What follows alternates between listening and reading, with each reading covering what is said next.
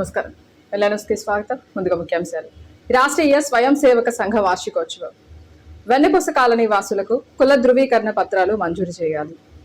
రాష్ట్రీయ స్వయం సేవక సంఘం 100 సంవత్సరాలు పూర్తి చేసుకున్న సందర్భంగా స్థానిక తారక్ నామ్ నగర్ నందు కార్యక్రమం నిర్వహించారు. కార్యక్రమానికి ముఖ్య అతిథిగా చిరుమామిళ్ళ కోటేశ్వరరావు, ప్రధాన వక్తగా విచ్చేసిన కొత్త రామకృష్ణలు పాల్గొన్నారు. ఈ సందర్భంగా వారు మాట్లాడుతూ ఆర్ఎస్ఎస్ చేసిన సేవా కార్యక్రమాలు, ఆర్ఎస్ఎస్ ప్రారంభించినప్పటి నుంచి ఇప్పటి వరకు ఎన్ని రంగాలలో విస్తరించిందో, అలాగే ఎన్ని సేవా కార్యక్రమాలు నిర్వహిస్తుందో, ఎమర్జెన్సీ సమయంలో సత్యాగ్రహ ఉద్యమాలలో కానివ్వండి, విపత్తుల సమయంలో సంఘం చేసినటువంటి సేవా కార్యక్రమాలను గురించి ప్రత్యేకంగా వివరించడం జరిగింది. ఈరోజు ఇక్కడ ఈ ఆర్ఎస్ఎస్ అంటే రాష్ట్ర స్వయం సేవక్ సంఘ్, ఇది 1925 సంవత్సరంలో హెగ్డేవార్ అంటే ఆయన ముద్దుగా డాక్టర్ జీ, ప్రేమగా డాక్టర్ జీ అని పిలుచుకుంటారు. ఆయన పెద్ద స్వతంత్ర సమరయోధులు. ఆయన కూడా ఈ స్వతంత్ర సమరయోధుల్లో అందరితో పాటు పాల్గొన్నారు. కానీ 20 కోట్ల మంది ఉన్న భారతదేశాన్ని ఎవరెవరో ఫ్రెంచ్ వారు, పోర్చుగీస్ వారు, అరబ్ వారు, లండన్ వారు వీళ్ళందరూ వచ్చి 5,000 మంది జనాభాతో వచ్చి ఈ దేశాన్ని పరిపాలించడం ఏంటి? అసలు మనందరం ఇంతమంది ఉండి కూడా మనం ఏం చేస్తున్నాం? ఇది ఎక్కడుంది లోపం? ఇది మనలోనే ఉంది, అందువల్లే వాళ్ళు వచ్చి మన మీద పెత్తనం చేయడం జరుగుతుంది అని ఆ రోజు 1925 సంవత్సరం దసరా నాడు మహారాష్ట్రలోని నాగపూర్లో ఈ సంస్థను, స్వచ్ఛంద సేవా సంస్థ, ఇందులో ఎవరు డబ్బులు ఇచ్చేది లేదు, ఎక్కడి నుంచో డబ్బులు వచ్చేది లేదు. వీళ్ళంతా కూడా సొంతగా ఇంట్రెస్ట్ తో వచ్చి ఈ సంఘంలో చేరి ఈ కార్యక్రమాలన్నీ చేస్తూ ఉంటారు. ఆ రోజు విజయదశమి రోజు అమ్మవారి ఆశీస్సులతోటి ఈ సంస్థను ఏర్పాటు చేయడం జరిగింది. ఇప్పటికి 100 సంవత్సరాలు అయిన సందర్భంగా ఇప్పటి మన ఆర్ఎస్ఎస్ చీఫ్ మోహన్ జీ భాగవత్ గారు పిలుపు మేరకు ఆర్ఎస్ఎస్ అంటే కొన్ని కులాలకు మతాలకు సంబంధించింది కాదండి. మన భారతదేశం హిందూ దేశం, అన్ని మతాలు సమానం అనుకుంటే దేశం ఏదన్నా ఉంది అని అంటే అది ఒక భారతదేశం మాత్రమే. ఈ భారతదేశంలో అందరికీ, ప్రతి ఒక్కరికి కూడా ఆర్ఎస్ఎస్ లో భాగం కావాలి. కుల మతాలతో సంబంధం లేదు. ప్రతి ఒక్కరు ఇప్పుడు కులంతో పని లేదు, అందరం మనం ఆర్ఎస్ఎస్ సంఘంలో పనిచేస్తున్నాం అనే ఒక దృఢ సంకల్పంతో ఇక్కడ ఈ కార్యక్రమాన్ని ఏర్పాటు చేస్తున్నారు. ముందు మెయిన్ గా తనని తాను రక్షించుకుంటూ దేశం కోసం రక్షణలో ఉండాలనే ఉద్దేశంతో మన ఈ ఆర్ఎస్ఎస్ సంఘాన్ని ఏర్పాటు చేయడం జరిగింది. ఇది ఒకరికి సంబంధించింది కాదమ్మా, ప్రతి ఒక్కరు కూడా ఒకసారి ఆలోచించండి. నేను 1989లో 6వ తరగతి చదువుతా శిశు మందిర్ స్కూల్లో జాయిన్ అయి ఉన్నాను. ఆ సంవత్సరం నేను కూడా, నాకు కొద్ది గొప్ప ఈ శిక్షణలో కొద్ది గొప్ప అనుభవం ఉంది. ఇంకా తర్వాత నేను బయటకు వచ్చిన తర్వాత మళ్ళీ అది పోలేదు కాబట్టి మళ్ళీ ఇవాళ నన్ను మా మిత్రులు చీఫ్ గెస్ట్ గా నువ్వు రావాలి కోటేశ్వరరావు, నువ్వు ఇక్కడ అన్ని కార్యక్రమాల్లో పాల్గొంటున్నావు, తప్పకుండా రావాలి అని అంటే ఎమ్మటే అడగగానే నాకేం ఇబ్బంది లేదు. నాకు కూడా ఎంతో ఇష్టమైన కార్యక్రమం ఇది. హిందూ ధర్మాన్ని కాపాడుకుంటే ముందు మన భారతదేశం బాగుంటుంది కాబట్టి ప్రతి ఒక్కరు కూడా ఆలోచించి ఈ వారి కోసంగా అది ఏర్పాటు చేసింది ఈ కార్యక్రమం.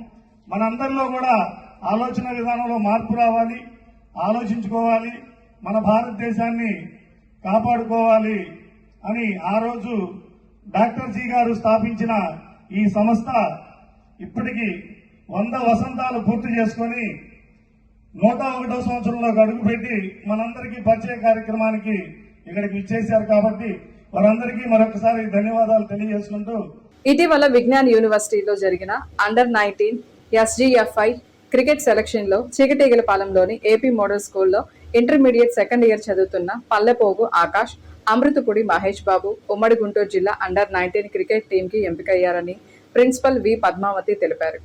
నర్సరాపేట డివిజనల్ స్థాయి చెస్ లో ఏపీ మోడల్ స్కూల్ విద్యార్థులు కె చతుర సాయి, యువ అనంతేష్, కబడ్డీలో కవతం సుకన్య ఎంపికయ్యారని తెలియజేశారు. ఈ సందర్భంగా పాఠశాలలో ఏర్పాటు చేసిన అభినందన కార్యక్రమంలో విజేతలను అభినందించారు.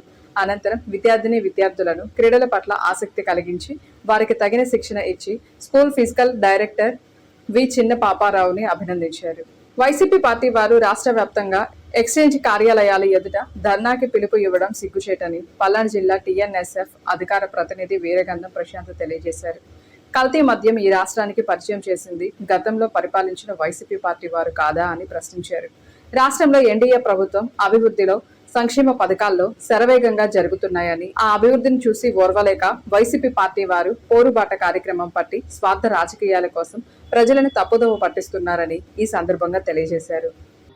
ఈరోజు వైసీపీ పార్టీ వాళ్ళు రాష్ట్ర వ్యాప్తంగా కల్తీ మద్యంపై ఎక్సైజ్ శాఖ కార్యాలయం ముందు ధర్నాలు చేస్తున్నారు.